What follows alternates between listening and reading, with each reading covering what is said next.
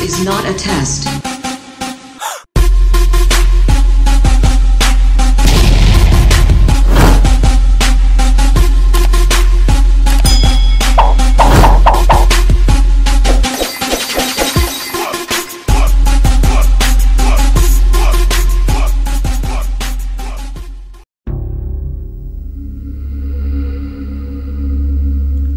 This topic and its contents may not be suitable for all audiences.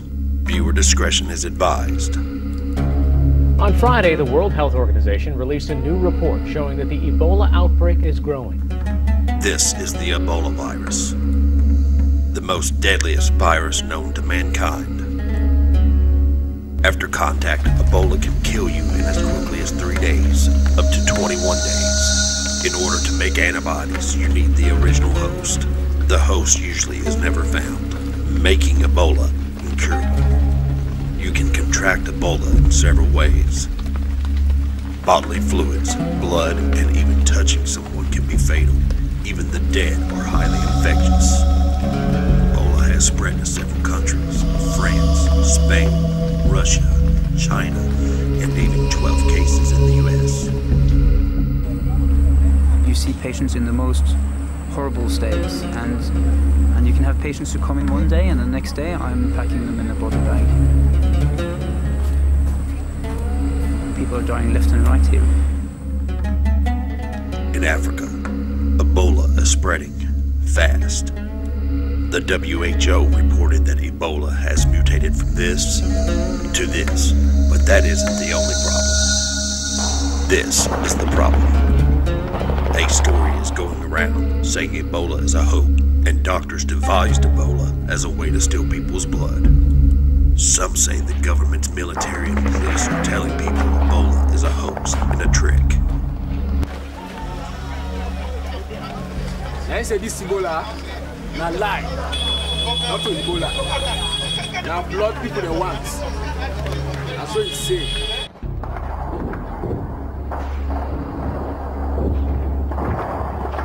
Because of the rumors, the people and the infected are scared, so they hide in their homes. By hiding and not receiving medical care, the infected are spreading Ebola to their families and neighbors. Whole families are being wiped out by Ebola.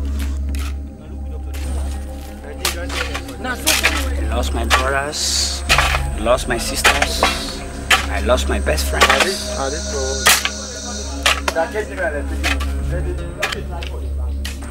2. My mother, my son, and my father. Likewise myself, because he's my elder brother. 5. 3. 4 good people. 4 good people.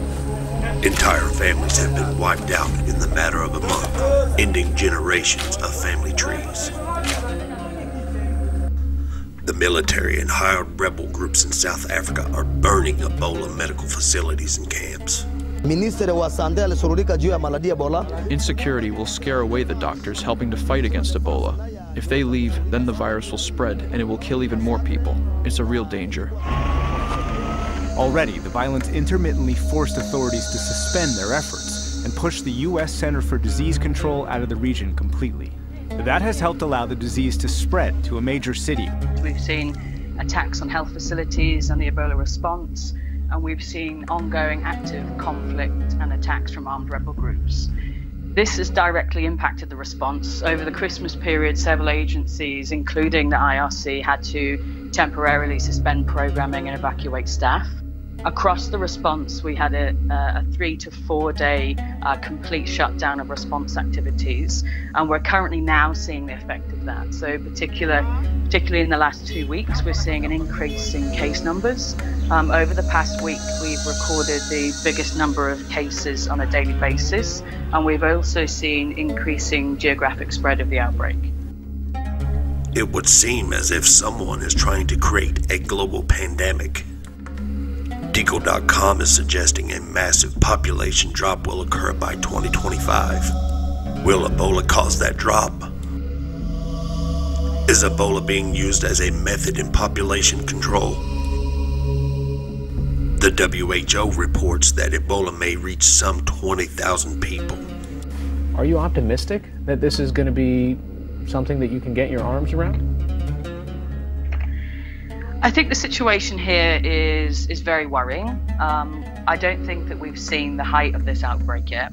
So I think things are likely to get worse before they get better. But what we've just seen is sort of further evolution of the outbreak. So whilst things are likely to get worse before they get better, and the road to ending this outbreak is going to be a long one. Nancy Ossie, give us some perspective.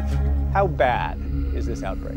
Well, it's bad because there's a tremendous amount of violence, and as a result of that, we're not able to do all the things that we need to do to contain the outbreak. What's alarming right now is that we have new cases that are popping up that are happening outside of Ebola treatment units, and as a result, we don't know where they're coming from, and we don't know what contacts that person has had with other people. That's the concern in an area where there's so much instability.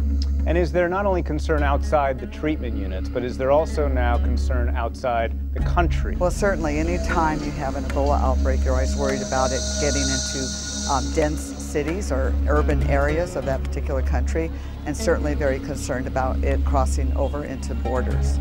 Very quickly in the time we have left, we've heard the UN basically say that this is going to get worse before it could get better. Is that your fear? It's definitely our fear. Unfortunately, we think that it will get worse, and it won't be for lack of trying. But because of the fighting, we have a tremendous concern and fear that things will get worse. Dr. Frieden, when Americans hear this, that Ebola has reached America, they're scared and worried. What can you tell them and convince people that this will not spread? We know how to stop Ebola. We will do it here. The bottom line is we're stopping this in its tracks in the U.S., and I'm confident we can do that. Oh, yeah? A team from the Centers for Disease Control and Prevention is in Dallas today, investigating why a hospital sent an Ebola patient home, potentially exposing others to the deadly virus.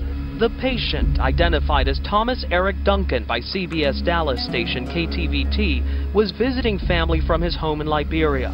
He is in serious condition and has been in a specialized isolation room at Texas Health Presbyterian Hospital since Sunday. There are questions about why he wasn't admitted 2 days earlier on the 26th when he first came to the hospital with a fever and abdominal pains. A nurse using a checklist asked whether he traveled from Africa. He answered yes, but was released. Now, John, we just heard the governor of Texas say the system is working as it should, but the point of the story is it's not. This case is serious.